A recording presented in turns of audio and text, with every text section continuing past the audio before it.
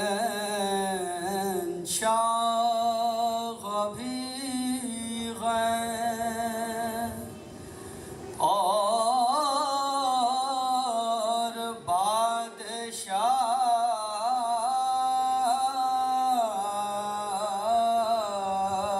بادشاہ بھی غیر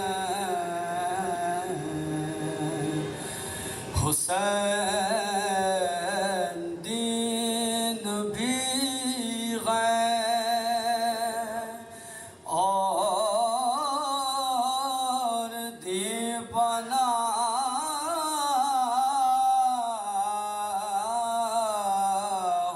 بھی غیر اور نہ کی یزید کی بیعت کٹا دیا سر کو اسی بنا پا تو بنیاد لا الہ بھی ہے حسین شاہ بھی غیر درود بر محمد و آل محمد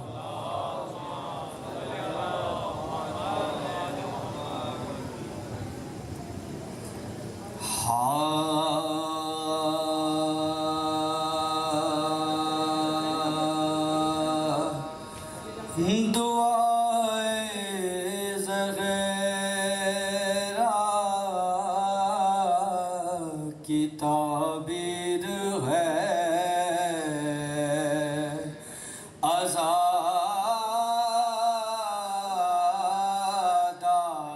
عزاداری دعائے زہرا کی تعبیر ہے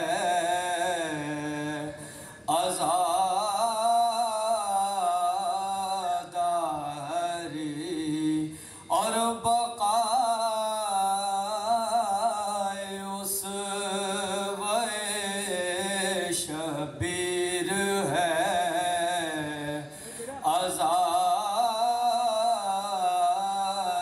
عزاداری اور کوئی یزید اسے ختم کر نہیں سکتا کوئی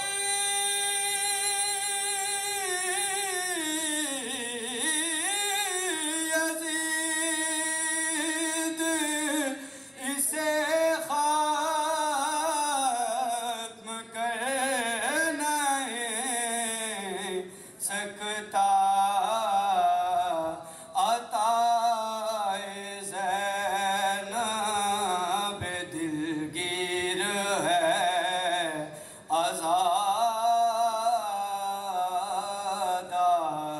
عزاداری دعائے زہرا کی تعبیر ہے بر محمد و آل محمد صلوات اللہم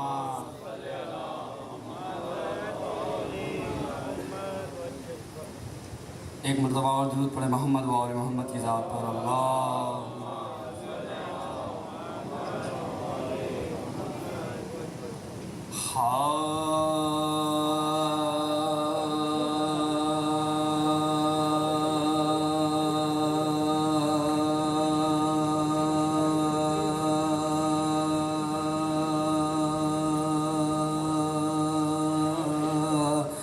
منتظم کا پہنچا صفائی کے لیے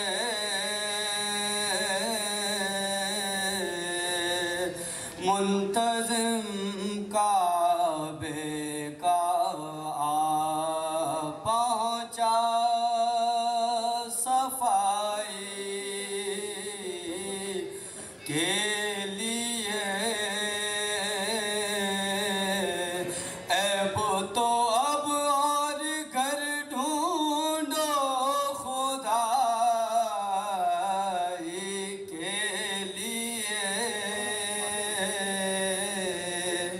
منتظم کعبے کا چیرتے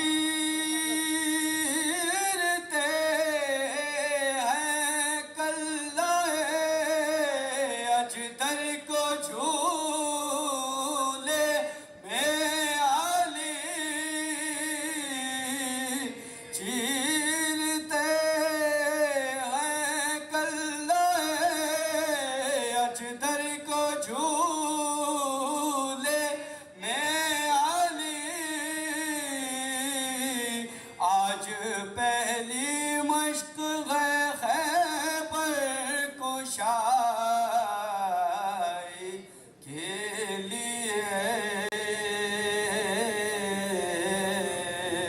منتظم کعبے کا اور تو کیا مرحب کو حیدر نے تو بولی ذوالفقار دو کیا مرحب کو حیدر نے تو بولی ذوالفقار ہاتھ ایسا چاہیے تیغ آزمائی کے لیے منتظم کعبے کا چونک اٹھتی تھی سکینہ نام سن کر شاہ کا جب کبھی روتی تھی زینب اپنے بھائی کے لیے منتظم کعبے کا رحم اللہ من کر الفاتحہ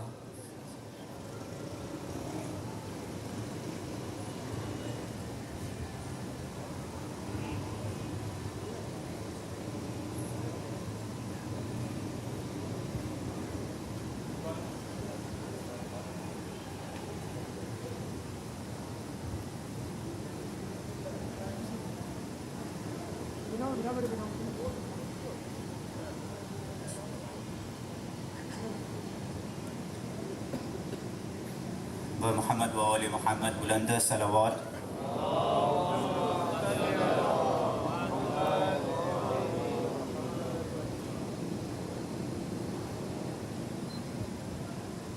باقی دیگر صلوات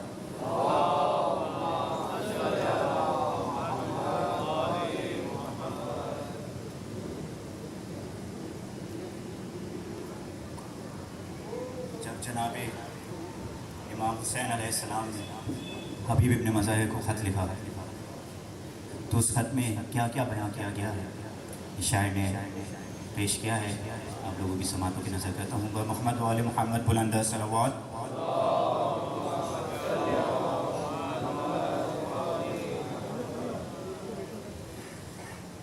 یہ خط میں شاہ نے لکھا حبیب آ جاؤ یہ خط میں شاہ نے لکھا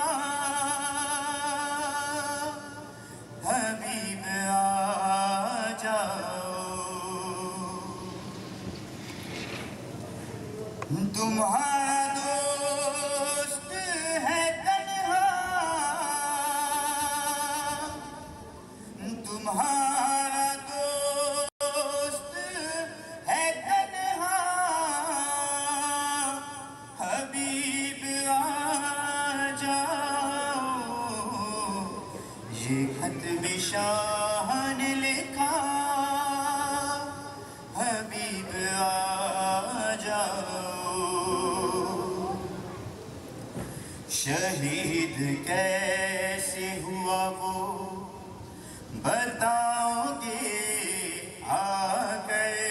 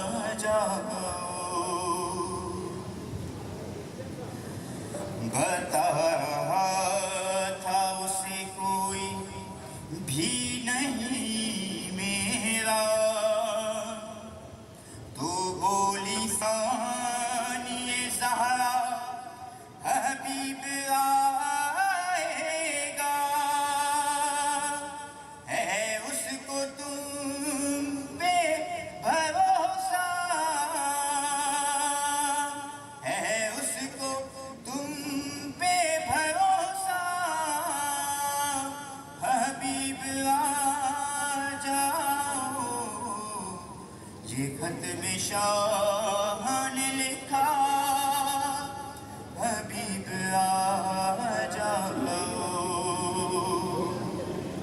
اپنی مظلومیت کا اظہار مولا حسین نے کس طرح کیا؟ لگاؤ اس سے بھی اندازے میری غربت کے، لگاؤ اس سے بھی اندازے میری غربت کے، جہاں پہ ابن علی لکھنا تھا وہاں میں نے دیا ہے ماں کا حوالہ، دیا ہے ماں کا حوالہ. حبیب آ جاؤ، یہ خط میں شاہ نے لکھا حبیب آ جاؤ. گوارا کر نہیں سکتی حسین کی غیرت، گوارا کر نہیں سکتی حسین کی غیرت. تمہاری زوجہ کی چادر لوٹ لے امت، تو تم اس کو چھوڑ کے کوفہ حبیب آ جاؤ. یہ خط میں شاہ نے لکھا حبیب آ جاؤ. در بطول دوبارہ جلایا جائے گا، ہاں در بطول دوبارہ جلایا جائے گا. تمہارے دوست پہ خنجر چلایا جائے گا. نہیں ہے وقت زیادہ، نہیں ہے وقت زیادہ. حبیب آ جاؤ، یہ خط میں شاہ نے لکھا حبیب آ جاؤ. اور پھر بی بی زینب کا حوالہ دیکھیے، مولا حسین نے حبیب کو کیا لکھا. یہ خط نہیں اسے بہنوں کی آرزو سمجھو، یہ خط نہیں اسے بہنوں کی آرزو سمجھو. ہمارے لفظوں کو زینب کی گفتگو سمجھو. بہن یہ کہتی ہے بھیا، بہن یہ کہتی ہے بھیا حبیب آ جاؤ. یہ خط میں شاہ نے لکھا حبیب آ جاؤ. یہ خط میں شاہ نے لکھا حبیب آ جاؤ.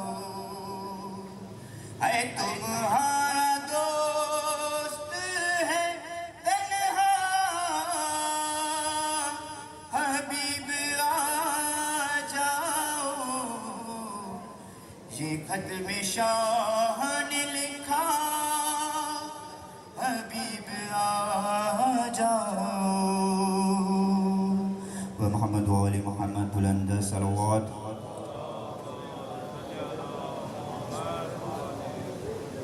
علیہ کا صلوات. جی جی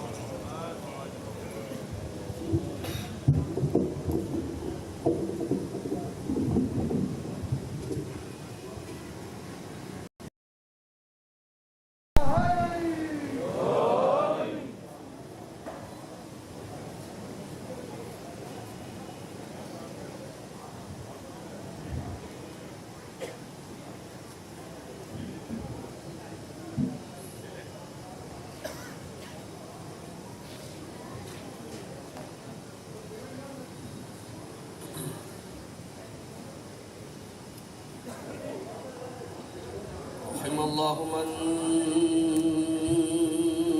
قرأ الفاتحة.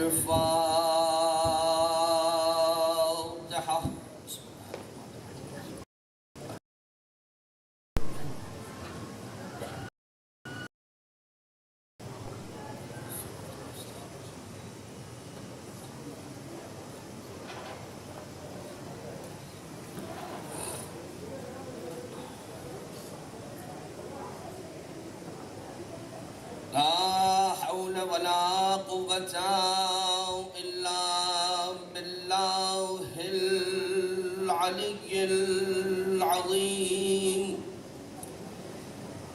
حسبنا الله ونعم الوكيل، نعم المولى ونعم النصير. أعوذ بالله من الشيطان اللعين الرجيم. بسم الله الرحمن الرحيم. حمدا لك يا ذا الجود والإحسان والفضل والطول والامتنان، وصلاة وسلاما على من لا ينطق عن الهوى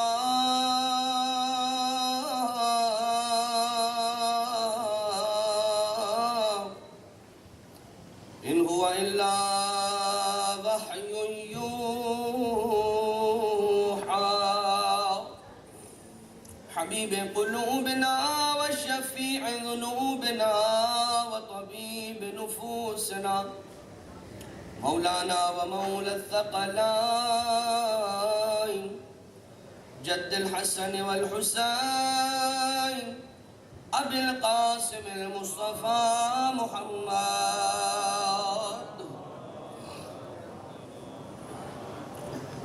وعلى آله الذين أذهب الله عنهم الرجس وطهرهم تطهيرا.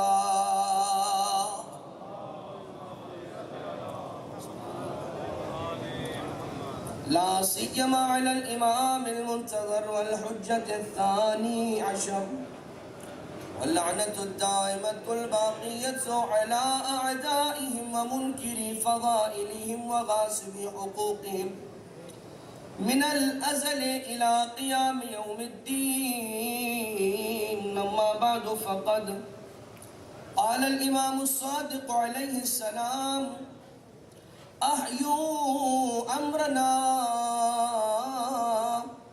فرحم الله من أحيا أمرنا. صلوات.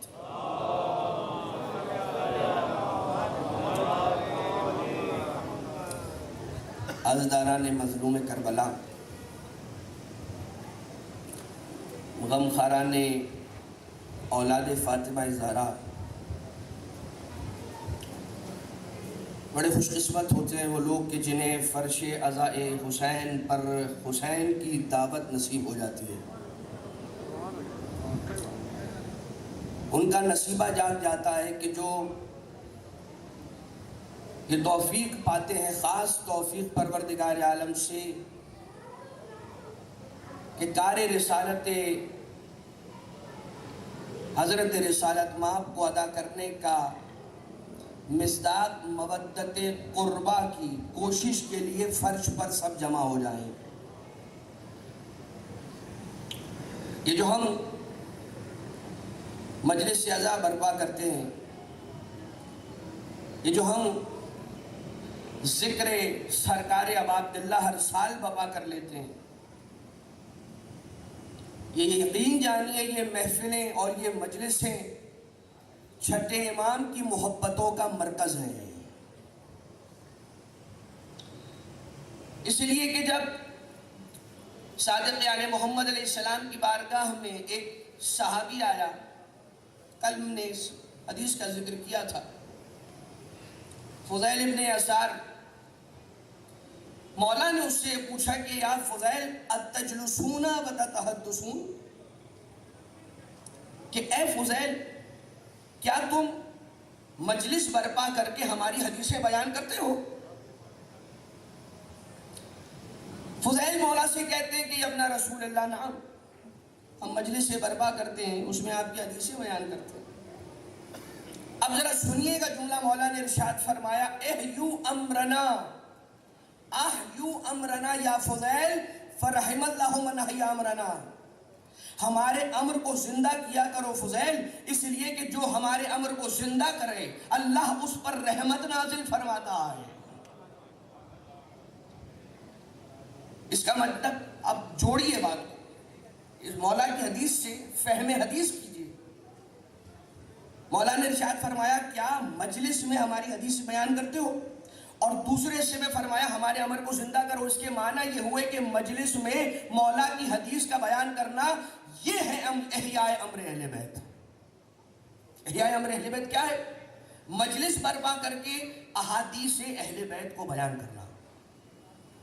اور میں آپ کی خدمت میں عرض کروں، وہ ماڈل کے جو مجلسوں کا ماڈل امام معصوم کے دور میں تھا وہ کیا تھا، یہ بھی دیکھنا چاہیے. خود فضیل کو بلا کر، خود کسی شاعر کو بلا کر، خود کسی مرثیہ نگار کو بلا کر امام معصوم علیہ السلام کا سوال کرنا، سرکار ابو الحسن مولا علی ابن موسیٰ الرضا علیہ السلام دیبل سے سوال کر رہے، دیبل کیا تم نے ہمارے جد کی مصیبت کا کوئی مرثیہ کہا ہے؟ دیبل نے کہا مولا میں نے ایک مرثیہ لکھا ہے. کہا کیا ہمیں سناؤ گے؟ مولا رضا علیہ السلام خود ادا کا فرش بچھاتے ہیں اور دیبل سے وہ مرثیہ سنتے ہیں. امام علی النقی علیہ السلام کے دور میں ایسا واقعہ، چھٹے امام کے دور میں ایسا واقعہ، امام محمد تقی جواد علیہ السلام کے دور میں ایسا واقعہ، پانچویں امام کے دور میں ایسا واقعہ. میں اس کی تفصیل میں نہیں جانا چاہتا، مگر یہ مجلسیں اگر منسوب ہیں تو مصائب اہل بیت کے بیان سے منسوب ہیں. ابتدائے زمانہ معصوم میں جو مجلسوں کا آغاز ہوا ہے اس میں فقط و فقط مصائب اہل بیت بیان کیے جاتے تھے. اچھا ہے کہ اگر آج مجلسوں کے اندر امام کی حدیثیں بیان ہوتی ہیں تو ہمیں یہ بس اتنا، میں بات ذکر کر رہا ہوں کیوں، اب وہ نتیجہ آپ کی خدمت میں پیش کرتا ہوں. جب بھی مجلسوں میں امام کا کوئی کلام سنیے گا، زیارت جامعہ کبیرہ کے اندر یہ جملہ ہے، کلامکم نور وامرکم رشد ووصیتکم التقوی وفعلکم الخیر وعادتکم الاحسان وسجیتکم الکرم وشانکم الصدق والرفق وقولکم حکم وحد رأیکم علمکم وحلم. مولا آپ کا کلام نور ہے. جب اچھی بات کا ذکر ہوتا ہے تو آپ کی زبان مقدسہ سے بات کا آغاز ہوتا ہے. جب کسی اچھی بات پر بات کا اختتام ہوتا ہے تو آپ ہی کی باتوں پر اختتام ہوتا ہے. آپ کے نام ہمارے ہی ناموں میں سے درمیان نام ہے. آپ کی قبریں کیا فما احلا اسماءکم، آپ کے نام کیا خوبصورت اور میٹھے نام ہیں. آپ کی قبریں کتنی بلند ہیں، آپ کے دفن ہونے کا مقام کتنا عروج پر ہے. لہذا جب بھی کلام معصوم سنیے گا اسے مصائب حسین ابن علی کا صدقہ جانیے گا کہ اگر مصائب حسین ابن علی کی بیان کے لیے مجلس نہ ہوتی تو مجلسوں میں ترویج احادیث اہل بیت بھی نہ ہوتا. اگر آج اہل بیت کی احادیث اور ان کا امر بیان کرنے کا موقع ملتا ہے تو وہ انہی مصائب کی محفلوں کی وجہ سے. اس لیے آپ جا کر دیکھیے آج بھی عرب ثقافت کے اندر، عربک کلچر کے اندر، عراق میں جا کر دیکھیے اور دوسرے علاقوں میں جا کر دیکھیے، کربلا و نجف ہی کی مثال اگر آپ دیکھ لیجیے، کہ لائیو ٹرانسمیشن آج کل ہمارے گھروں پر ٹیلی ویژن سکرینز پر بہت آسانی کے ساتھ ہم دیکھ پاتے ہیں۔ وہاں پر کبھی مجلس کا آغاز ہو رہا ہو تو رک کر ٹھہر کر دیکھیے گا کہ وہ کرتے کیا ہیں۔ مختصر ترین خطبہ، بلکہ خطبہ بھی نہیں، آغاز ہی مصائب سے کرتے ہیں۔ مصائب سے، نعی کہتے ہیں اسے، نون عین یا، نعی کہتے ہیں، طرز میں لہن میں مصائب پڑھنے کو نعی کہا جاتا ہے عربی زبان میں۔ مصائب سے آغاز، مصائب پر اختتام، درمیان میں حدیث معصوم بیان ہوتی ہے۔ لہذا حسین ابن علی کا نام، حسین ابن علی کے مصائب، حسین ابن علی کی مجلس امر اہل بیت کو زندہ رکھنے کا ذریعہ ہے۔ امر اہل بیت کو زندہ رکھنے کا ذریعہ ہے، اور اگر امر اہل بیت زندہ رہے گا تو یہی اس امر کا زندہ رہنا ہمارے اور آپ کی نجات کی ضمانت ہوگا۔ اگر یہ زندہ رہا تو ہم زندہ رہیں گے، اور اگر ان کا امر دبا دیا گیا، جو کہ ناممکن ہے، قیامت تک ایسا نہیں ہوگا، یہ خدا کا وعدہ ہے۔ کیوں وعدہ ہے؟ چلیں ایک جملہ یہاں کہہ کر پھر اپنے موضوع سے مرتبط ہو جائیں کہ اللہ نے کیا کہا، اِنَّا نَحْنُ نَزَّلْنَا الذِّكْرَ وَإِنَّا لَهُ لَحَافِظُونَ، ہم ہی ہیں۔ فخر کر رہا ہے، اور وہ حق رکھتا ہے، اس کی شان ہے کہ فخر کرے، ساری بڑائیاں اسی کو سجتی ہیں۔ ہم نے اِنَّا نَحْنُ نَزَّلْنَا الذِّكْرَ وَإِنَّا لَهُ لَحَافِظُونَ، ہم نے نازل کیا اس ذکر قرآن کو، ہم اس کی عبادت فرمائیں گے۔ جب قرآن صامت کی حفاظت کا وعدہ خدا نے کیا ہے تو پھر قرآن ناطق کو بچائے گا نہیں کیا خدا؟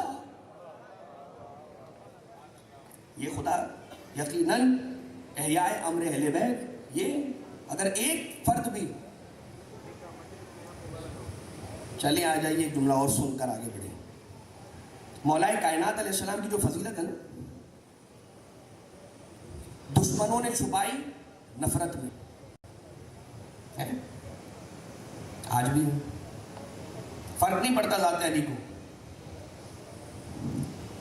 وہ بے نیاز ذات ہے، مستغنی ذات ہے، علی کو کسی کی تعریف کی ضرورت نہیں۔ دشمنوں نے علی کے فضائل چھپائے نفرت کی وجہ سے، بغض کی وجہ سے۔ بلکہ میں آپ کی خدمت میں عرض کروں، کوئی صحیح سے بیان کرنے والا اگر فضائل علی بیان کر دے تو پتھر بھی پگھل جائے۔ علی کے فضائل میں اتنی تاثیر ہے کہ وہ گمراہ کو ہدایت دے دے، اندھیری جگہ پر روشنی کر دے، خوشبو پھیل جائے، نور بکھر جائے۔ لیکن یہ کھیتی وہاں سجتی ہے کہ جہاں پر زمین بنجر نہ ہو۔ بس بات یہ ہے، ضرورت یہ ہے کہ زمین بنجر نہ ہو، اور اس بات کی دعا انسان کرتا رہے۔ جو ہدایت کا خواہاں ہے، جسے ہدایت کی خواہش ہے، جو چاہتا ہے کہ اسے ہدایت ملے، تو دشمنوں نے چھپائے نفرت کی وجہ سے، دوستوں نے چھپائے خوف کی وجہ سے۔ کیا کہہ رہا ہوں عزیزو، کیا سن رہے ہیں؟ علی کے فضائل دشمنوں نے چھپائے بغض کی وجہ سے، دوستوں نے چھپائے خوف کی وجہ سے۔ رسالت ماں ارشاد فرماتے، یا علی، مجھے اگر لوگوں کا خوف نہ ہوتا بہک جانے کا، بھٹک جانے کا، تو میں تیرے فضائل ایسے بیان کر دیتا قیامت تک تیرے حوالے سے کبھی کوئی انسان گمراہ نہیں ہوتا، کوئی گمراہ نہیں ہوتا۔ دوستوں نے چھپائے خوف، دشمنوں نے چھپائے بغض۔ پھر بھی اگر آپ دیکھ لیجئے تو کتابوں کی کتابیں بھری ہے فضائل علی سے، نہج البلاغہ بھری ہے، کلام بلاغت علی کی بلاغت سے بھرپور کلام سے نہج البلاغہ بھری ہوئی ہے۔ آپ جہاں سے اٹھائیے، اصحاب رسالت مآب میں آج بھی ان کے حالات پڑھ لیجئے، بجز ذات علی ابن ابی طالب کے اور کوئی بلند ذات نظر نہیں آئے گی۔ تو سوچئے کہ جس علی کے فضائل کو دشمنوں نے چھپایا، دوستوں نے بھی چھپایا، پھر بھی ہر طرف علی علی ہو رہا ہے، تو سوچو اگر فضائل علی چھپائے نہ گئے ہوتے تو کیا عالم ہوتا؟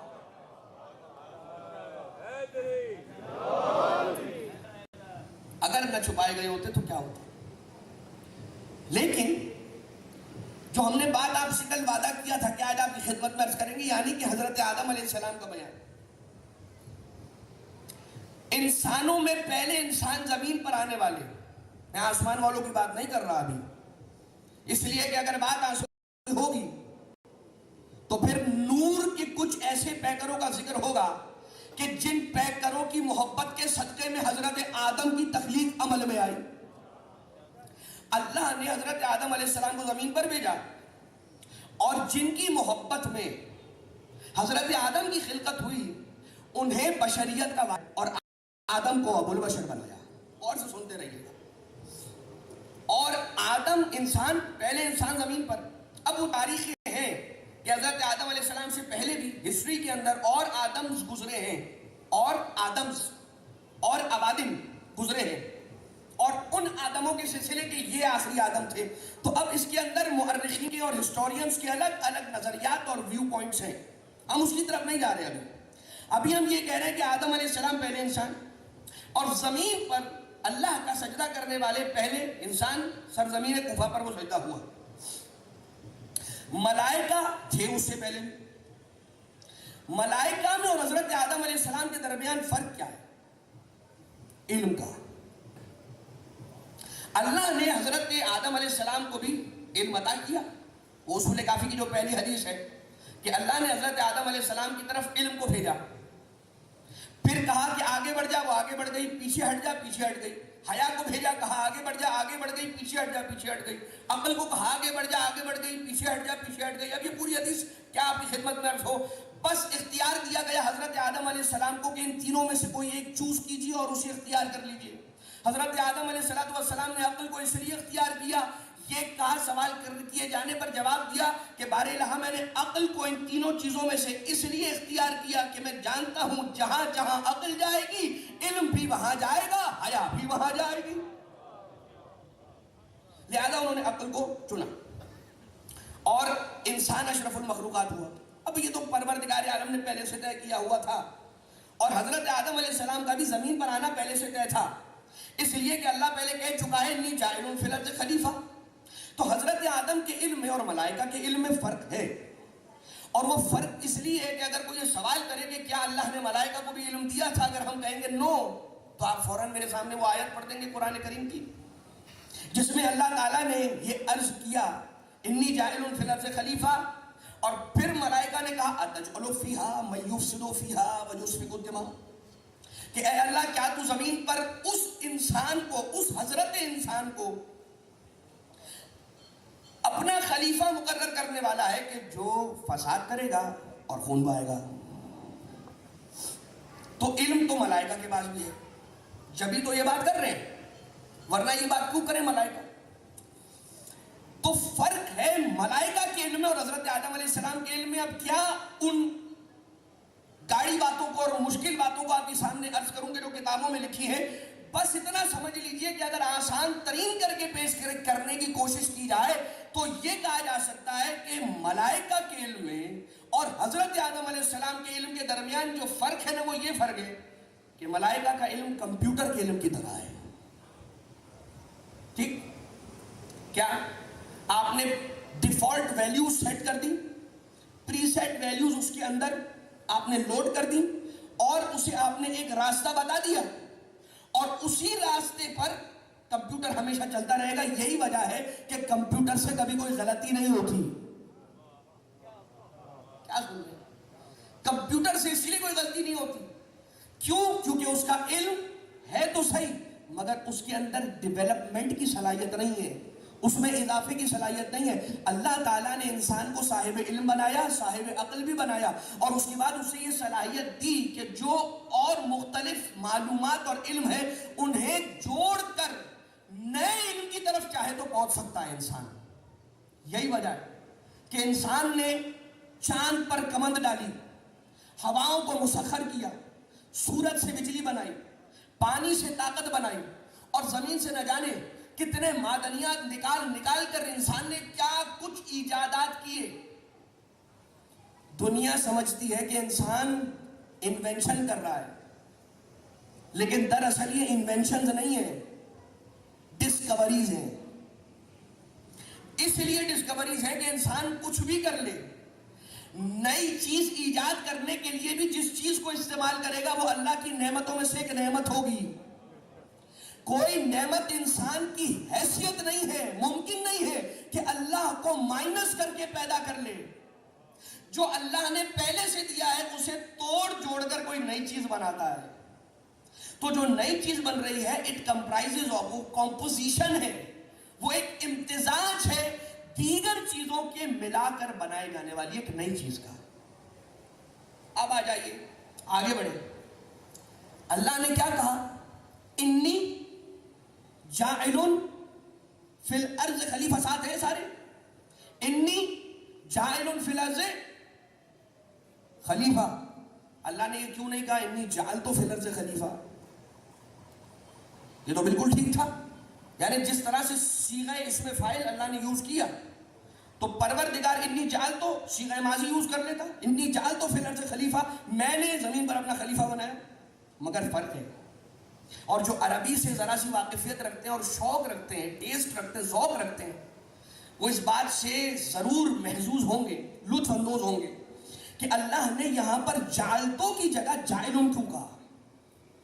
جا کر ذرا پڑھیے گا, نحو عربی کے اندر قاعدہ ہے جاعلن اسم فاعل جب یوز ہوتا ہے وہ استمرار کا معنی دیتا ہے, اس میں کنٹینیوٹی پائی جاتی ہے. مطلب کیا ہوا؟ اللہ اگر کہہ دیتا انی جعلت فی الارض خلیفہ تو ہوتا یہ کہ یہ کہا گیا کہ میں نے بس ایک بار زمین پر اپنا خلیفہ بنا دیا. مگر جب جاعلن کی بات آئی ہے تو یہ ہوگا کہ کل بھی خلیفہ زمین پر میں نے بنایا تھا, آج بھی زمین پر خلیفہ میں بنا رہا ہوں, اور قیامت تک جب تک خلیفہ بنائے جائیں گے میں رب ذوالجلال بنانے والا ہوں. ٹھیک, انی جاعل فی الارض خلیفہ. اب اللہ تعالیٰ نے حضرت آدم علیہ السلام کو جب بنایا, علم میں حضرت آدم کی بات ہو رہی ہے نا, وہ جو فرق ہے ملائکہ اور حضرت آدم کو, جو حضرت آدم کو جو امتیاز ملا, جو بلندی ملی علم کی وجہ سے. علم کیا ہے؟ علم اسپتالوں میں, سورہ سنیے گا بس وہ نتیجہ جس کے لیے وہ ساری باتیں میں نے آپ کی خدمت میں عرض کو نتیجہ آ رہا ہے. علم اسپتالوں میں بیماروں کا, مریضوں کا علاج کرتا ہوا نظر آتا ہے.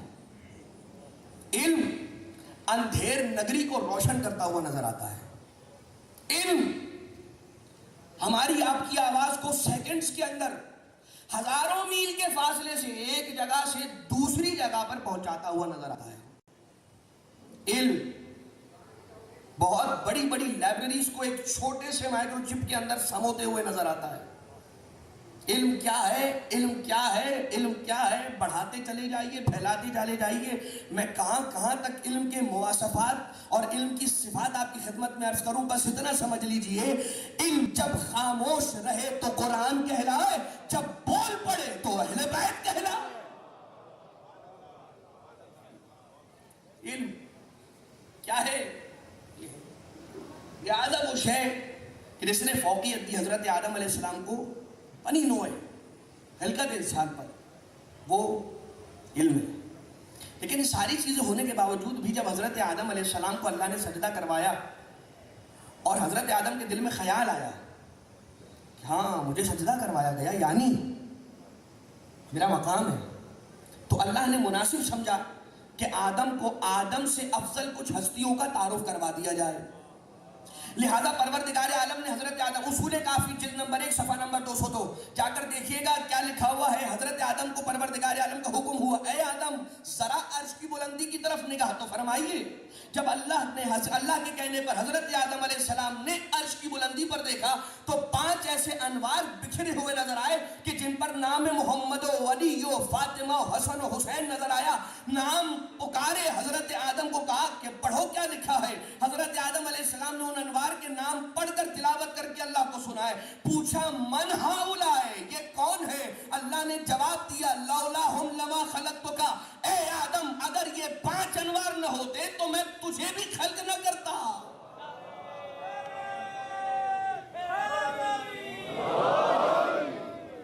اگر یہ نہ ہوتے تو آدم میں آپ کو بھی خلق نہ کرتا.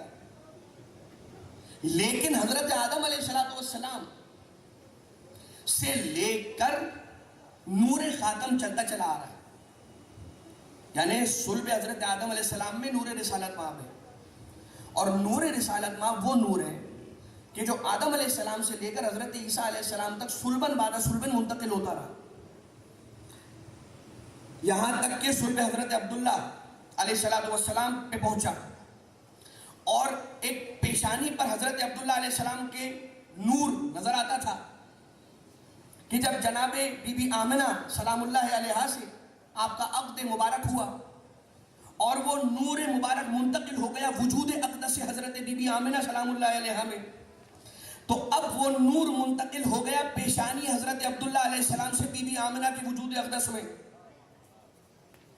لیکن یہ تو نور رسالت ماب تھا کہ جو سلبن بعد سلبن آ رہا تھا، مگر پروردگار عالم نے اپنے حبیب کو ایک ایسے نور کو عطا کرنا تھا کہ جس کے لیے جب عرش پر بلایا ہے تو اس نور کو سلبن بعد سلبن نہیں پہنچایا ہے، عرش پر بلا کر نور زہرا کو شجرہ طیبہ سے براہ راست صلب محمد مصطفیٰ میں منتقل کیا۔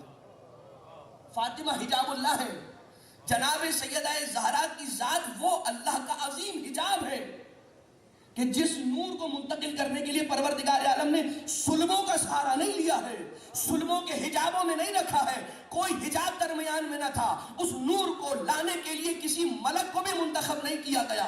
وہ جبریل کے جو قرآن کریم کی آیتیں لے کر رسول کے پاس نازل ہوتے تھے وہ لے آتے نور فاطمہ زہرا، اللہ نے کہا نہیں محمد مصطفیٰ اگر نور زہرا چاہیے تو عرش پر آپ کو میرے پاس آنا پڑے۔ اللہم صلی علی محمد و آل محمد۔ لہذا حضرت آدم اللہ نے جب خلق فرمایا تو ملائکہ سے کہا وَإِذَا سَوَّيْتُهُ، جب میں ٹھیک بنا لوں، وَنَفَخْتُ فِيهِ مِنْ رُوحِي فَقَعُوا لَهُ سَاجِدِينَ، جب میں آدم کا پتلا ٹھیک بنا لوں، بغیر نقص کے بنا لوں، اور وہ جو جسے وہ بنائے اس میں نقص کہاں ہوتا ہے؟ ہمارے آپ کے بنائے ہوئے میں ہوتا ہے نقص۔ تو فَقَعُوا لَهُ سَاجِدِينَ، تو تم سارے کے سارے اس کے سامنے سجدہ ریز ہو جانا، اور جب بنا لیا فَسَجَدُ الْمَلَائِكَةُ كُلُّهُمْ أَجْمَعُونَ إِلَّا إِبْلِيسَ، اللہ نے جب بنا لیا حکم دیا سارے کے سارے فَسَجَدُ الْمَلَائِكَةُ كُلُّهُمْ، سارے کے سارے ملائکہ سجدہ ریز ہو گئے سب کے سب، اللہ ابلیس۔ کون ہے ابلیس؟ انتہائی بڑا اللہ کا عبادت گزار بندہ ہے، بہت عبادتیں کی، میں آپ کی خدمت میں بلا مبالغہ اور بلا تعارف عرض کر رہا ہوں، اتنی عبادتیں کی ہیں شیطان نے، ایک عزازیل نے، ابلیس نے، کہ جنات میں سے تھا علیکم السلام، کثرت عبادت کی وجہ سے پروردگار عالم نے ملائکہ کی صفوں کے اندر اس جن کو لا کے شامل کر دیا، وہ جن کہ جسے اللہ جن سے ملک کا درجہ دے رہا ہے اور ملائکہ کی صفوں میں لا کر بٹھا رہا ہے، اسے ابلیس کہتے ہیں۔ میں فضائل ابلیس نہیں پڑھ رہا ہوں، میں بتا رہا ہوں کہ ابلیس عبادت کرنے والوں میں کسی سے کم نہیں تھا، مگر پھر بھی تھا ابلیس،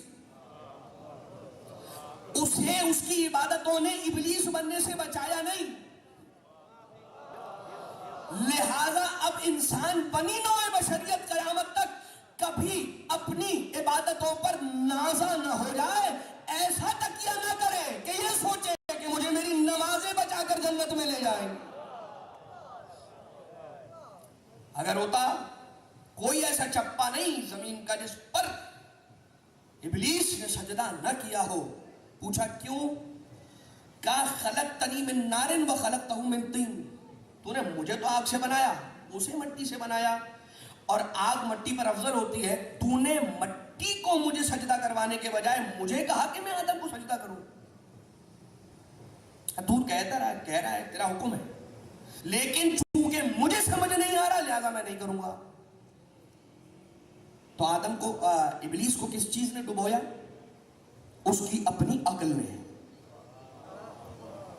لاجک سے فیصلہ کیا نا، عقل یہ کہہ رہی ہے کہ آگ مٹی سے افضل ہے، یہ کس نے کہا کہ آگ مٹی سے افضل ہے؟ یہ اور بات ہے، یہ ایک الگ موضوع جس پر ابھی گفتگو نہیں ہو رہی ہے، لیکن اس نے اپنے عقل سے یہ طے کیا، لہذا انسانوں کو ابلیس ہی کی اس حرکت نے یہ سمجھا دیا کہ جس طرح سے کبھی اپنی عبادتوں پہ تکیہ نہ کرنا، اسی طرح سے اپنی عقل پر بھی بھروسہ کر کے خود کو محفوظ نہ سمجھنا۔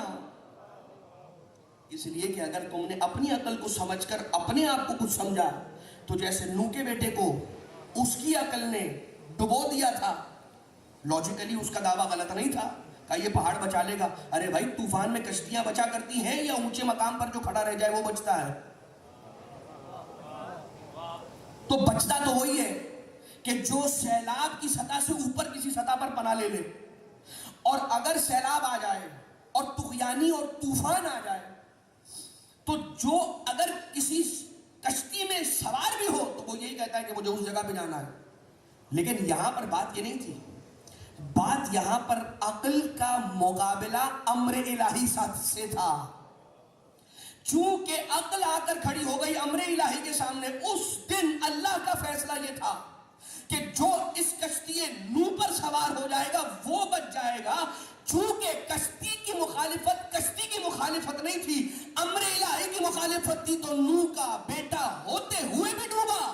اور یہاں پر اتنی عبادت کرنے کے باوجود بھی ابلیس اس لیے ڈوبا کہ اللہ کا فیصلہ تھا کہ میں سجدہ کسے؟ اللہ کو۔ میں ایک سوال کر سکتا ہوں آپ سے؟ رک گیا نا، میں وہ نقطہ بیان کرتے کرتے رک گیا، تو میں سوال کرنا چاہ رہا ہوں، آپ سن لیجیے گا، غور کیجیے گا۔ اور یہی وہ جگہ ہے، یہی وہ فرش ہے جو انسان کو تدبر کی دعوت دیتا ہے، فکر کی دعوت دیتا ہے۔ کیا کہا پروردگار عالم؟ کیا کہا؟ سجدہ کرو آدم کو۔ شیطان نے لاجیکلی کہا کہ نہیں کرنا۔ لاجیکلی ٹھیک ہے، معاف کیجیے گا، اللہ مجھے معاف کرے، میں سمجھانے کے لیے عرض کر رہا ہوں، میرا نظریہ، میرا عقیدہ یہ نہیں ہے، میں تو ایک نتیجے تک لے جانا چاہ رہا ہوں کہ عقل انسان کو کیسے تباہ کر سکتی ہے، قیاس انسان کو کیسے تباہ کر سکتا ہے۔ اپنی عقل پر بھروسہ کرنے والے بڑے بڑے ملے جنہوں نے کہا کہ میں اپنی عقل پر بھروسہ کیوں نہ کروں، ساری زندگی پڑھ لکھ کر یہ عقل پختہ کی ہے، یہ جو میں پڑھ لکھ کر اتنا بڑا انسان بنا ہوں، اتنی ڈگریاں میرے پاس ہیں، یہ بیکار کی نہیں ہے، میں نے کچھ حاصل کیا ہے، میں کچھ بن گیا ہوں۔ آپ کتنے ہی بڑے بن جائیں، اللہ ہے علیم علی کل شیء، اس سے تو بڑے عالم نہیں ہیں آپ۔ تو کیسے ڈبو دیا؟ اب سوال یہ ہے کہ اللہ نے کہا آدم کو سجدہ کرو، شیطان نے کہا کہ اسے میں سجدہ نہیں کروں گا، میں تجھے سجدہ کروں گا۔ تو سوال یہ کہ کیا غیر خدا کو سجدہ نہ کرنے کی وجہ سے ابلیس بنا؟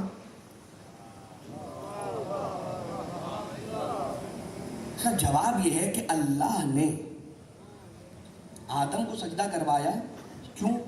یہ حکم الہی، آدم کو سجدہ کرنا آدم کی عبادت نہیں ہے، اللہ کے حکم کی بجا آوری ہے۔ بالکل اسی طرح سے جس طرح سے ہم کعبے کی طرف اگر رخ کر کے عبادت کرتے، سجدہ کرتے، سجدہ کعبے کو نہیں کرتے، اللہ کے حکم کو پورا کرتے۔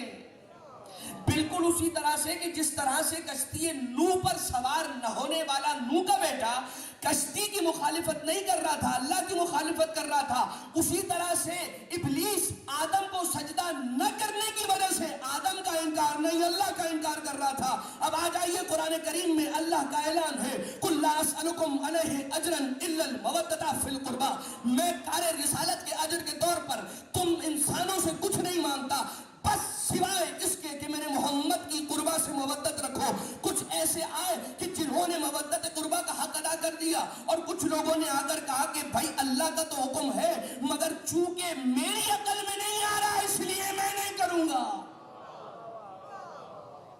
ان لوگوں کا عمل کس کے عمل کی جیسا؟ میں دعوت فکر دے رہا ہوں، میں کسی پر فتویٰ نہیں لگا رہا ہوں، میری کیا مجال، میری کیا حیثیت، میری کیا اوقات۔ چونکہ یہ فرش دعوت غور و فکر کا فرش ہے، یہ فرش علم کی تقسیم کا فرش ہے، یہ فرش اتنا وسیع فرش ہے کہ جس پہ مومن، مسلمان، میں کیا عرض کروں، ہندو، مسیحی، سکھ، عیسائی، جس مسلک سے وہ ہوتا وہ آ جائے۔ ایک ہی شرط ہے اس فرش پر آنے کی، اور وہ شرط ہے انسان ہونا۔ اس لیے کہ حسین شیعوں کے امام نہیں، فقط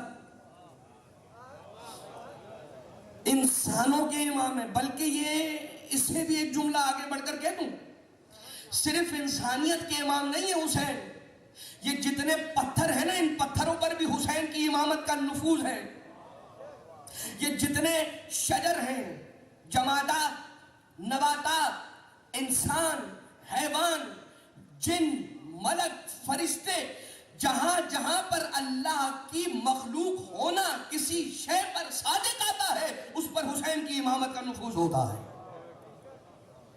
اچھا چلے، اب یہ بات آ گئی تو ایک جملہ اور within the brackets کہہ کر آگے بڑھ جاؤں. حسین کی امامت کی پہنچ اور اس کی رینج کہاں تک ہے؟ مولا حسین علیہ السلام اپنی حیات ظاہریہ زندگی، دنیاوی زندگی کے پہلے دن عرش کے مجرم کو معاف کیا، اور اپنی دنیاوی زندگی کے آخری دن، دنیاوی زندگی کی بات کر رہا ہوں میں، عالم انوار کی بات نہیں کر رہا. یہ ہستیاں زندگی اور موت کی قید سے آزاد ہستیاں ہیں. اس موضوع پر کبھی کسی اور وقت گفتگو صحیح. لیکن پروردگار عالم کہ یہ حسین بندہ اپنی ظاہری زندگی کے پہلے دن عرش کے مجرم کو معاف کر رہا ہے، اور حیات دنیاوی ظاہریہ کے آخری دن فرش کے مجرم خود کو معاف کر رہا ہے نا. دنیا کا قانون یہ ہے کہ میں اگر لائسنس آفس میں جا کر کہوں کہ میرا پاسپورٹ رینیو کر دیں، وہ معذرت کریں گے، کہیں گے آپ غلط آفس میں آ گئے. کیوں؟ یہ کام ہمارے اختیار سے باہر ہے. یہ کام ہمارے اختیار سے باہر ہے. پاسپورٹ آفس چلے جائیے اور کہیے یہاں پر میرا شناختی کارڈ رینیو کر دیجئے، نہیں ہو سکتا. اس لیے کہ آپ متعلقہ دفتر اور متعلقہ انسٹیٹیوشن آفس میں نہیں آئے. یہ آپ کی غلطی ہے کہ جس کے جو اختیارات ہیں اس کو سمجھتے ہوئے وہاں جائیے جو وہ اختیار رکھتا ہے، اس کام کے لیے جائیے. کسی ایک علاقے کے اندر جرم ہوا، اس علاقے کی حدود کے پولیس اسٹیشن سے باہر نکل جائیے اور ماتڑی میں جا کر لکھوائیے اس جرم کی رپورٹ. وہ کہیں گے کہ بھائی اگر جرم حیدرآباد ہوا ہے تو اسی علاقے کے پولیس اسٹیشن میں جا کر لکھوائیے. اب مجھے یہ بتائیے کہ فطرس تھا عرش کا مجرم، معافی ملی ہے فرش سے، معافی ملی ہے عرش کے مجرم کو فرش سے، تو پھر مجھے یہ بات کہنے دیجئے کہ حسین ابن علی وہ ہستی ہے کہ جو زمین و آسمان کی قیودات میں قید نہیں ہے، آزاد ہے. زمین پر بھی حسین ابن علی کا اختیار ہے، آسمانوں پر بھی حسین ابن علی کا اختیار ہے. نہیں نہیں نہیں نہیں نہیں، صرف اتنا نہیں بلکہ یہ سمجھ لیجئے حسین ابن علی کی امامت کی رینج کا اندازہ لگانے کے لیے یہ آیت سنیے. بسم اللہ الرحمن الرحیم، الحمدللہ رب العالمین. جہاں جہاں تک اللہ کی عالمین پر الوہیت جائے، وہاں وہاں تک حسین کی امامت سفر کرے.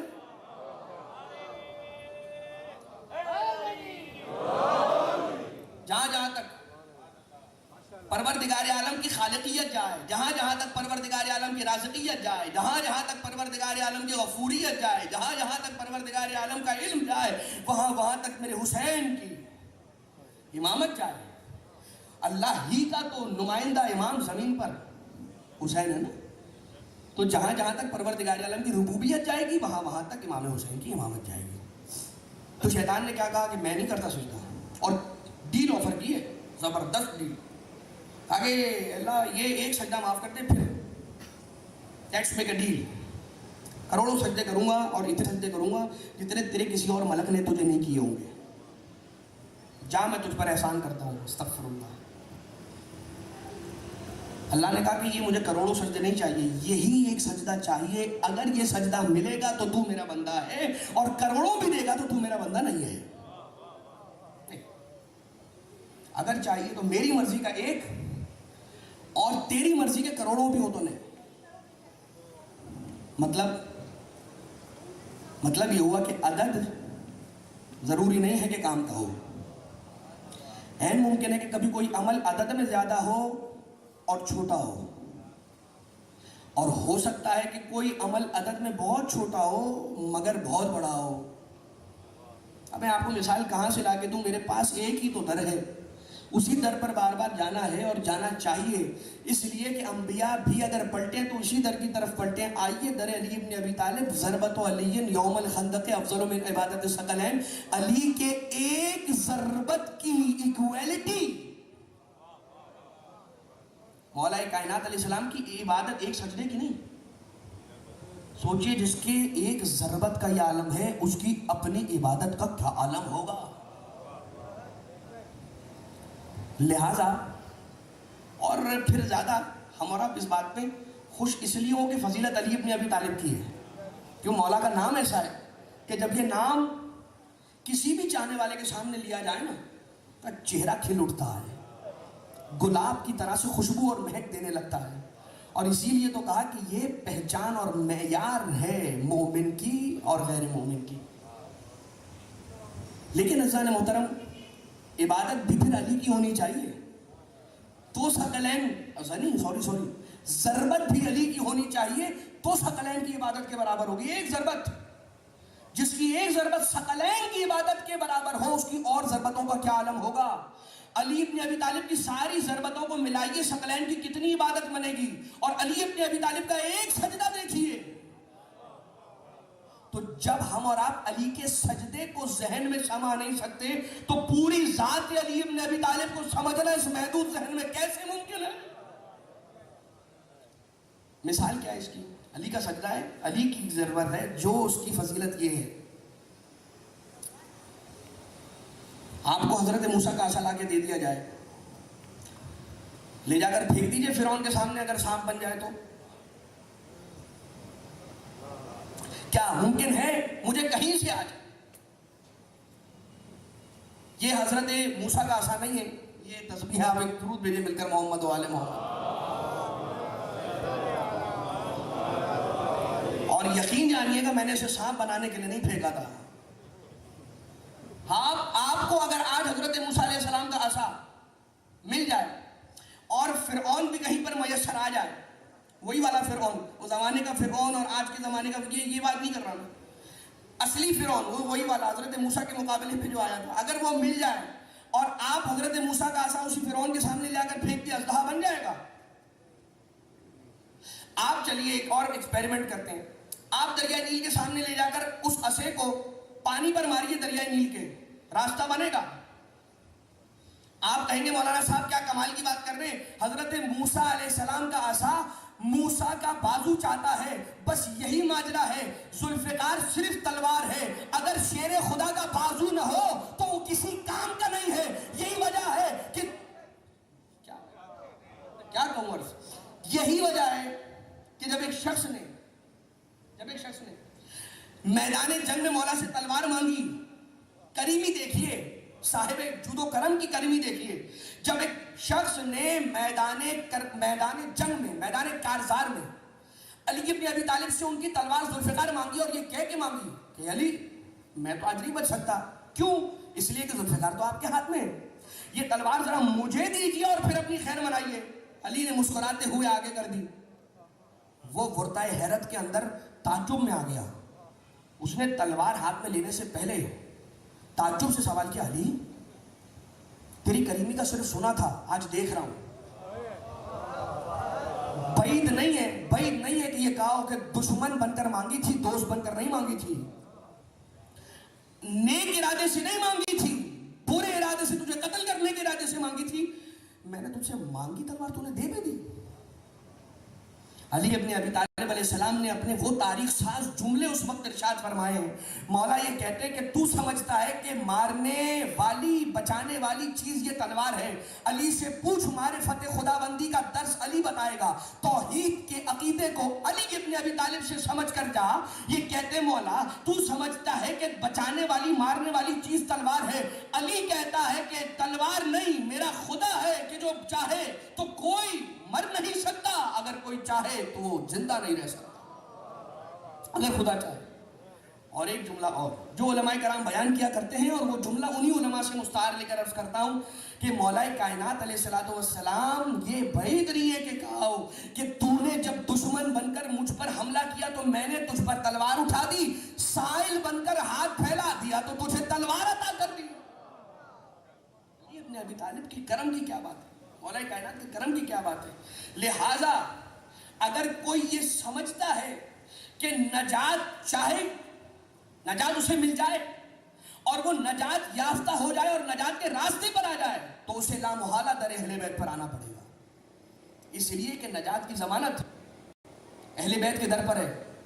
ایمان کی ضمانت اہل بیت کے در پر ہے، کامیابی و کامرانی کی ضمانت اہل بیت کے در پر ہے، اس لیے کہ یہ کسی کے بنائے ہوئے نہیں ہیں، یہ اللہ کے بھیجے ہوئے ہیں، یہ اللہ کے بھیجے ہوئے ہیں۔ میں بات کو مکمل کر دوں اور پھر آج ایک ایسی ہستی کا ذکر کرنا ہے کہ جن کی مصیبت کا مرثیہ بھی آپ سن رہے تھے۔ یہ جو بچے مرثیہ پڑھتے ہیں انہیں جناب سیدہ کی بارگاہ سے کیا اجر ملنے والا ہے نہ ہم سمجھ سکتے ہیں اور نہ کوئی اور، اس لیے کہ اجر اتنا بڑا ہے کہ یہ صرف میدان حشر میں پتہ چلے گا کہ جو یہ مل رہا ہے یہ حسین کی مصیبت بیان کرنے کا اجر ہے، اور یہ جو مل رہا ہے یہ حسین کی منقبت پڑھنے کا اجر ہے۔ بس صرف میں بات کو مکمل کر دوں آج کی حد تک، اور پھر انشاءاللہ جو رہ جائے گا وہ پھر بشرط حیات و توفیق کل کی گفتگو میں۔ اللہ نے جو شیطان سے کہا نا، ابلیس سے کہا کہ یہ کر سجدہ، تو ہمیں یہ سبق دیا کہ صرف اللہ کو نہیں، اللہ کو ماننا فقط اللہ کو نہیں بلکہ اللہ کو ماننا بھی ضروری، اور جس کو وہ منوائے اسے ماننا بھی ضروری ہے، ورنہ تو شیطان صرف اللہ کو ماننے کو تو تیار ہے، کہہ رہا ہے بارے الہ خود تو اپنی ذات کے لیے مجھ سے جتنے چاہے سجدے کروا لے، یہ آدم کو سجدہ کروانے کی بات نہ کر۔ بس اس پوائنٹ پر آ کر شیطان اللہ سے الگ ہو گیا، اور ہم نے اللہ ہے کہ کن کے کہنے پہ مانا؟ پیارے نبی کے کہنے پہ۔ رسالت باب نے کہا کہ اللہ ہے، ہم نے کہا یا رسول اللہ اللہ ہے، بالکل ہے، آپ کی زبان وہی ترجمان نے کہہ دیا، ہم نے اسے آمنا وسلم نہ تسلیم کیا۔ کس نے بتایا؟ کس نے بتایا؟ رسالت ماب نے بتایا اللہ ہے، پیارے نبی نے بتایا، قرآن ہے، پیارے نبی نے بتایا، آدم ہے، پیارے نبی نے بتایا، نوح ہے، پیارے نبی نے بتایا، ابراہیم ہے، پیارے نبی نے بتایا، اسماعیل ہے، پیارے نبی نے بتایا، موسیٰ و عیسیٰ ہے، پیارے نبی نے بتایا، جنت ہے، پیارے نبی نے بتایا، کوثر و سلسبیل ہے، پیارے نبی نے بتایا۔ بھائی پیارے نبی نے بتایا نا، دکھایا تو نہیں کسی کو۔ اچھا اب اس بتائے جانے کی بھی اتنی ویلیو اور اتنی عظمت ہے، اتنی اس کی اہمیت ہے کہ جو رسالت ماب نے بتایا اگر ہم اس پر ایمان نہ لائیں تو ہم دائرہ ایمان میں بھی نہیں ہیں۔ یہ ہمارے ایمان کی منزل نہیں تھی کہ رسول ہمیں دکھاتے، کمی اور نقص ہم میں ہے، ورنہ رسالت ماب ابھی بھی دکھا دیتے۔ نقص رسول میں نہیں ہے نعوذ باللہ، رسول تو کائنات کا وہ رحمت نبی ہے کہ پتھر جس نے رسول پر برسائے اس کی بھی عیادت کے لیے خود چل کر میرا نبی گیا ہے۔ اس نبی کی رحمت نبی کی رحمت کا ادراک ہماری انسانوں کی ذہنوں کے اندر پا نہیں سکتا انسان رسالت ماب کی بلندی کو۔ تو رسالت ماب نے اللہ بتایا، دکھایا نہیں۔ اللہ نے رسالت ماب نے حضرت آدم بتایا، دکھایا نہیں۔ ایک ایک نبی بتایا، دکھایا نہیں۔ جنت بتائی، دکھائی نہیں۔ کوثر و سلسبیل بتائی، دکھائی نہیں۔ تو مجھے تعجب یہ ہوتا ہے کہ جو رسول نے بتایا اس پر تو ایمان لے آئے، اور جو غدیر کے میدان میں اٹھا کر دکھایا بھی اس پر ہم ایمان نہ لے کر آئے۔ حق تھا کہ علی کے نام کا ایک نعرہ لگ جاتا۔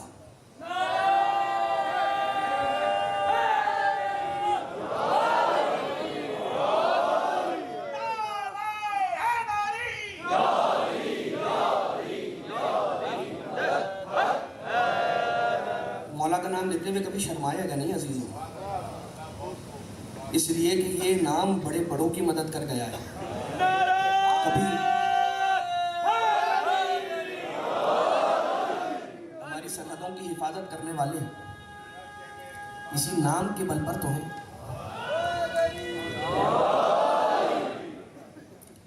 ہمیں علی کا نام لیتے ہوئے کیا باک ہے، کیا شرم ہے کہ کوئی یہ کہہ دے گا کہ نعرہ لگاتے ہو، اتنا چیختے ہو۔ اسے جا کر یہ حدیث سنائیے کہ جو آہستہ آواز میں علی کا نام لیتا ہے پروردگار اس کے نامہ اعمال میں عبادت کا ثواب لکھتا ہے، اور جو بآواز بلند علی کا نام پکارتا ہے اللہ اس کے دل سے نفاق کو دور کر دیتا ہے۔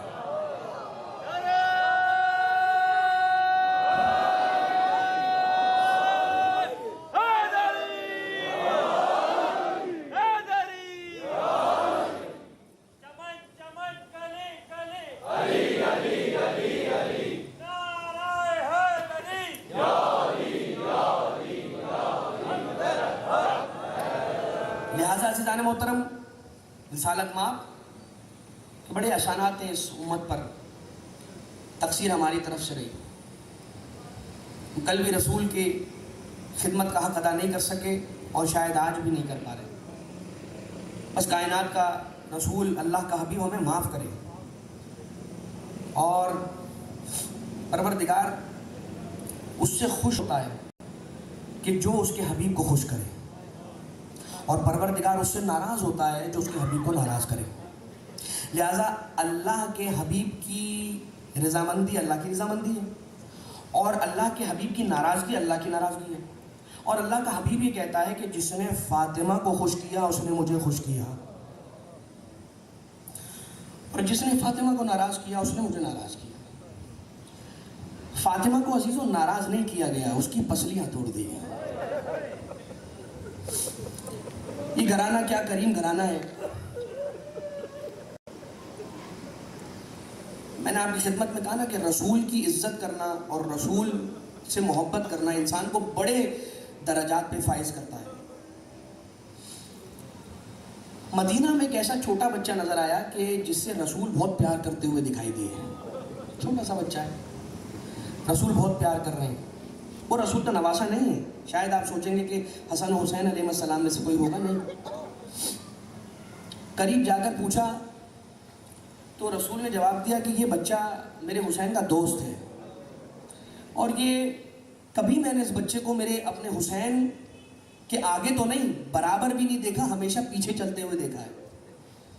اور مجھے جس بات پہ محبت آئی اس بچے پر، وہ بات یہ تھی کہ جہاں سے میرا حسین قدم اٹھاتا تھا وہاں کی خاک اٹھا کر یہ بچہ اپنی آنکھوں سے مس کرتا تھا۔ اور یہ بچہ کون ہے؟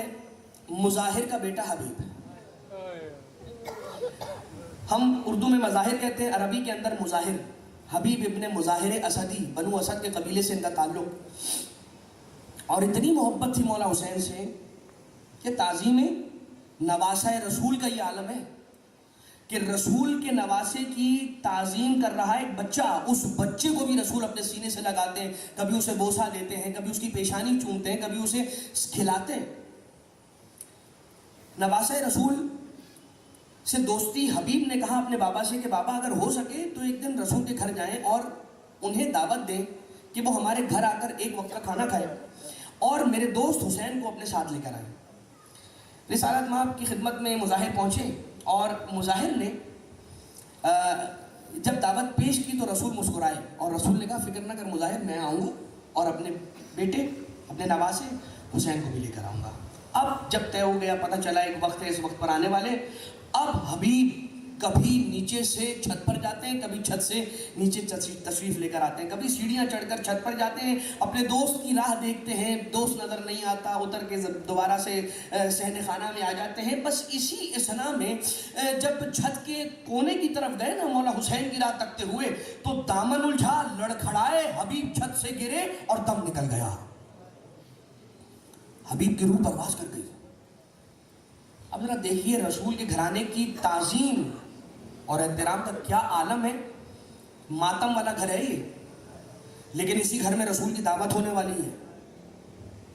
مظاہر نے اپنے بیٹے کے جنازے کو کمرے میں رکھ دیا اور کمرے کا دروازہ مقفل کر دیا۔ رسول آئے، ان کا بیٹا حسین آیا، دسترخوان پر بیٹھے، اور بیٹھنے کے بعد دعوت شروع کر رہے ہیں۔ مظاہر بار بار کہہ رہے ہیں کہ رسول شروع فرمائیں، رسول شروع فرمائیں، نواسے سے کہہ رہے ہیں کہ بیٹا شروع کیجئے، آپ تناول فرمائیے۔ مجال ہے جناب آقا حسین غزہ کی طرف اپنا دست مبارک بڑھا دیں گے۔ کہا کہ جب تک میرا دوست حبیب نہ آ جائے میں شروع نہیں کروں گا۔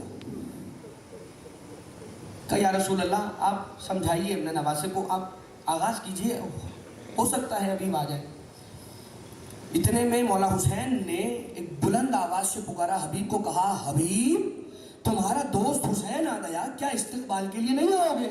یہ کہنا تھا، اسی بند کمرے سے آواز آئی، حاضر ہوں اے میرے مولا، حاضر ہوں۔ محبت حسین کی زندگی اور موت میں کوئی قید نہیں ہے، مرنے کے بعد بھی اگر حسین کسی کو آواز دے دے، حسین سے محبت رکھتا ہوگا تو زندہ ہو کر آ جائے گا۔ جس حبیب کو نئی زندگی ملی، پہلی محرم آ گئی، حسین کے دشمن جمع ہو رہے ہیں. دوسری محرم، تیسری محرم، ساتویں محرم، جو کربلا میں قافلہ آتا ہے حسین کی قتل کے ارادے سے آ رہا ہے. جناب زینب کبریٰ ثانیہ زہرا نے فرمایا کہ بھیا جو آتا ہے آپ کا دشمن آتا ہے، کوئی دوست بھی آئے تو مجھے تسکین ہو. کہا بہن آپ تو نانا کے دور کو بھی جانتی ہیں، آپ بابا کے دور کو بھی جانتی ہیں، اب کیا آپ سے میں کیا کہوں میں آپ سے، یہ وفادار نہیں ہیں ہمارے. تو کہنے لگی آپ اپنے دوست حبیب کو بھول گئے. حبیب کو خط کیوں نہیں لکھتے؟ خط لکھا حبیب کو. حسین کا قاصد چلا کوفہ 95-100 کلومیٹر کے فاصلے پر ہے کربلا سے. جیسے ہی قاصد خانہ حبیب کے دروازے پہ پہنچا ہے، کھانا کھا رہے ہیں، لقمہ رکھا، ایک مرتبہ پوچھا کون ہے؟ کہا انا برید الحسین، میں حسین ابن علی کا خط لے کر آیا ہوں، ان کا قاصد ہوں. دوڑ کر دروازہ کھولا، خط کو ہاتھوں سے لیا، آنکھوں سے لگایا، پیشانی سے مس کیا، چومنے لگے. خط جب کھول کر پڑھا تو دیکھا بسم اللہ الرحمن الرحیم من الحسین ابن علی الى الرجل الفقی. رجل فقی اللہ کی حلال و حرام، اللہ کی شریعت کی حدود کو جاننے والے حبیب کے لیے حسین ابن علی نواسہ رسول کا خط ہے. اے حبیب تو ہمارے نسبت کو جو رسول اکرم کے ساتھ ہے جانتا ہے نا کہ ہمارا رسول سے کیا تعلق ہے، ہماری رسول سے کیا رشتہ داری ہے. بس میں ایک جملہ لکھ رہا ہوں، اے حبیب تیرا دوست حسین دشمنوں کے نرغے میں گر گیا ہے. یہ خط رکھا، سینے سے لگا دیا. زوجہ کے سامنے آ کر کھڑے ہو گئے، کچھ نہیں بولتے. زوجہ بھی خاموش ہے. حبیب کی زوجہ نے کہا حبیب کیا یہ تو نہیں سوچ رہے کہ جاؤں یا نہ جاؤں؟ خبردار اگر یہ سوچا بھی ہے کہ حسین کی نصرت کے لیے نہیں جاؤ گے تو تم ایک کام کرو، گھر میں بیٹھو، میں جنگ کا سامان لے کر حسین کی مدد کے لیے کربلا جاؤں گی. کہا نہیں اے میری شریک سفر، میں تو تیرے ایمان کا امتحان لے رہا تھا، تجھے مبارک ہو کہ خدا نے تجھے با ایمان قرار دیا. میں حسین کی مدد کے لیے جا رہا ہوں. اور جب چلے نا کچھ تاخیر ہوئی آنے میں، سواری کے قریب غلام سواری سے بات کر رہا ہے، اے گھوڑے دیکھ تیرے مالک کو آنے میں تاخیر ہو رہی ہے، اگر انہوں نے نام میں فیصلہ کیا نا تو فکر نہ کر، تیری پشت پہ سوار ہو کے میں اور تو جائیں گے حسین کی مدد کے لیے. میرا سلام ہو. ارے آج حسین کے دوست کو خط لکھ کر بلا رہا ہے، اے میرے حبیب تیرا حسین آج کربلا میں اکیلا رہ گیا. عزیزو میں اب کیا بیان کروں اور کیا بیان نہ کروں، بس سن لیجئے. اب حبیب کا ذکر جب ہوا ہے تو جناب حبیب پہنچے، جناب زینب کبریٰ کا سلام آیا. حبیب کی ٹانگوں میں، حبیب کی پاؤں میں طاقت نہ رہی، حبیب زمین کربلا پر گر گئے. ہائے نبی کی بیٹیوں پر آج یہ وقت آیا کہ غلام کو سلام بھجوا دیں. بس حبیب نے جنگ کی. جنگ کرنے کے بعد کیسے جنگ کی اور کیسے شہید ہوئے ذرا یہ ایک جملے میں سن لیں، بس ایک جملے میں. ابن سعد کے پاس مولا حسین نے بھیجا تھا کہ جاؤ نماز عصر کا وقت ہونے والا ہے، میں چاہتا ہوں کہ تم اتنا کہہ دو ابن سعد سے کہ اتنا وقت دے دے کہ حسین نماز عصر پڑھ لے. جب حبیب آئے ہیں ابن سعد سے کہنے کے لیے، ابن سعد نے کہا کہ تم حسین کی نماز کے لیے مہلت لینے آئے ہو کیا؟ نعوذ باللہ من ذالک، نعوذ باللہ من ذالک، یہ جملہ کیسے کہوں؟ ابن سعد کہتا ہے حسین کی نماز کہاں قبول ہوگی؟ حسین نماز کیوں پڑھ رہے ہیں؟ نعوذ باللہ من ذالک. اتنا تیش میں آئے کہ مولا حسین کے پاس آئے اور کہا مجھے اسی وقت اجازت دیجیے، میں جنگ کے لیے جانا چاہتا ہوں اور اس کا سر تن سے جدا کرنا چاہتا ہوں. اب یہ نماز آپ کے بابا کے ساتھ کوثر کے کنارے پڑھوں گا، بس مجھے جنگ کی اجازت دیجیے. حبیب نے جنگ کی، کام آ گئے، شہید ہو گئے، سر تن سے جدا ہوا. نوکے نیزہ پر جہاں حسین ابن علی کا اور باقی انصار و آبان و جوانان بنی ہاشم کے سر نوکے نیزہ پر اٹھائے گئے، وہیں پر حبیب کا کٹا سر بھی نوکے نیزہ کے اوپر بلند ہوا. جب کوفہ شہر میں حبیب کا کٹا سر نوکے نیزہ کی بلندی پر پہنچا ہے تو وہاں حبیب کا بیٹا جس کا نام قاسم ابن حبیب ابن مظاہر تھا، اس نے دیکھا کہ بابا کا کٹا سر آ رہا ہے. بیٹے سے برداشت نہ ہوا، خولی سے جا کر کہا خولی تو یہ کام کرنا، میرے بابا کا سر مجھے دے دے، کام میں یہ شام لے جاؤں گا حاکم سے، بھاری رقم مجھے ملے گی اگر میں یہ سر اس کی خدمت میں پیش کر دوں. کہا تجھے جو رقم وہاں سے ملنے والی ہے وہ مجھ سے لے لے، مگر میرے بابا کا سر مجھے دے دے. ارے مگر ہائے خولی نے سر حبیب بیٹے کو نہ دیا.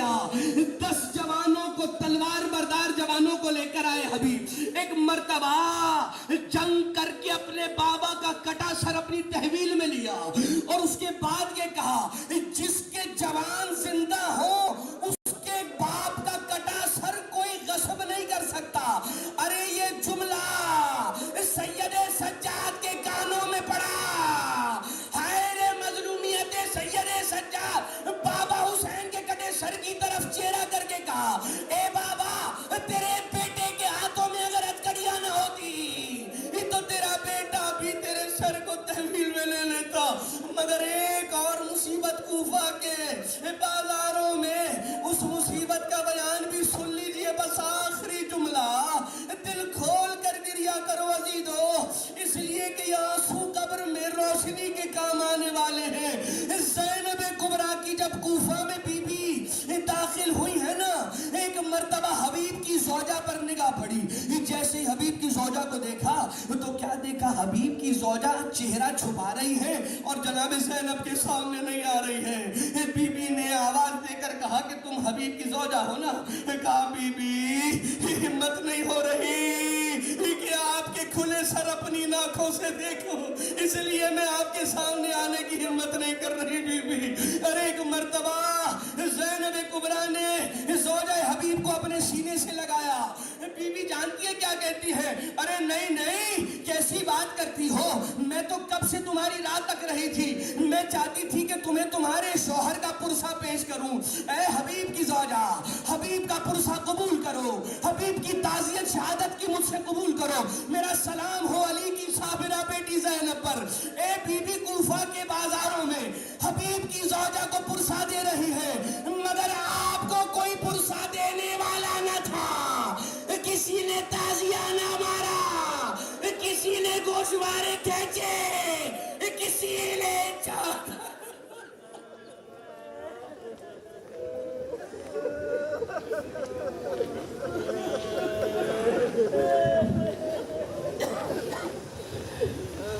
واہ غربتا واہ حسین ولعنت اللہ علی القوم الظالمین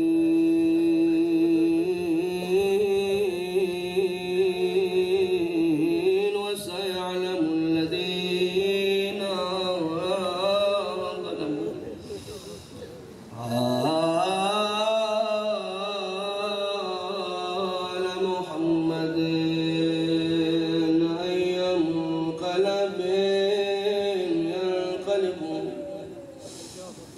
پروردگار ان آنسوؤں کو اپنی بارگاہ سے رومال سیدہ میں جگہ عنایت فرما.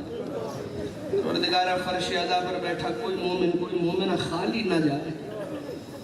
اے خدا ان آوازوں پر اپنی رحمت فرما, ان رخساروں پر اپنی رحمت فرما. یہ خالی جھولیاں ہیں, سے بھر دے. نہیں معلوم کون کون کیا کیا مصیبتیں لیے زندگی گزار رہا ہے. تجھے اہل بیت کا واسطہ وار الہ سب کی مشکلات کو حل فرما. اے خدا اگر فرش اعضا سے ہماری مشکل حل نہ ہوگی تو کہاں سے حل ہوگی وار الہ. امام زمانہ کے ظہور میں تعجیل فرما, ہمیں امام کے آوان و انصار میں شمار فرما. ربنا تقبل منا انك انت السميع العليم بجاه محمد وآله الطيبين الطاهرين.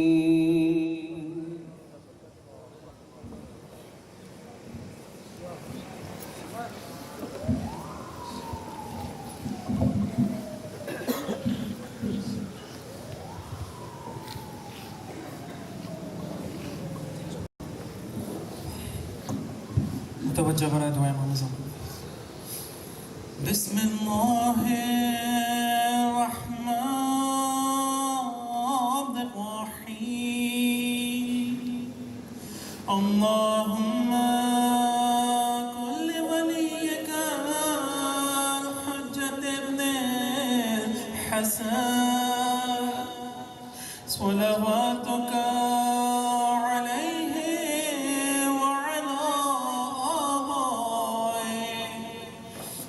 هذه الساعة وفي كل ساعة وليا وحافظا وقائدا وناصرا ودليلا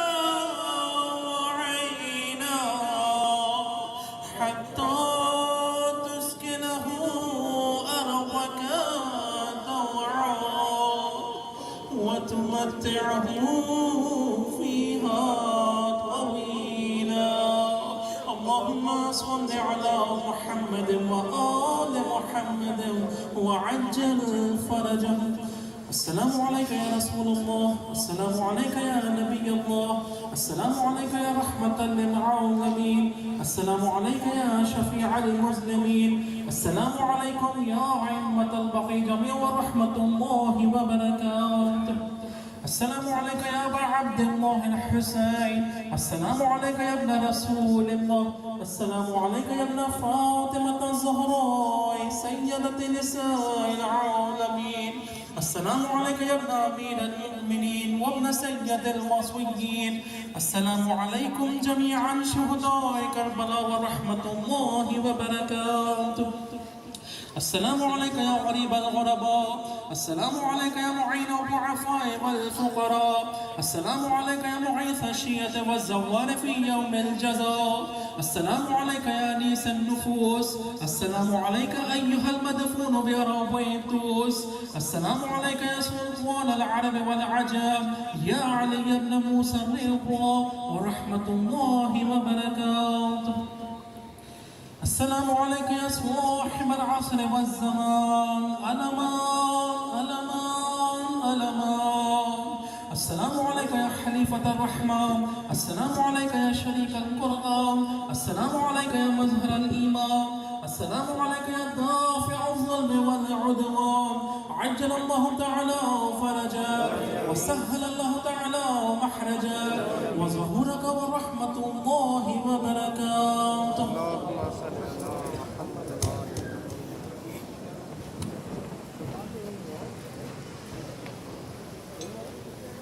مرکزی مجالس ازہر 74واں عشر محرم الحرام 1442 یکم محرم الحرام تا 9 محرم الحرام ٹھیک رات 9:45 بجے محفل حسینی اسٹیشن روڈ حیدرآباد میں منعقد کی جائے گی، جس سے خطابت حجت الاسلام والمسلمین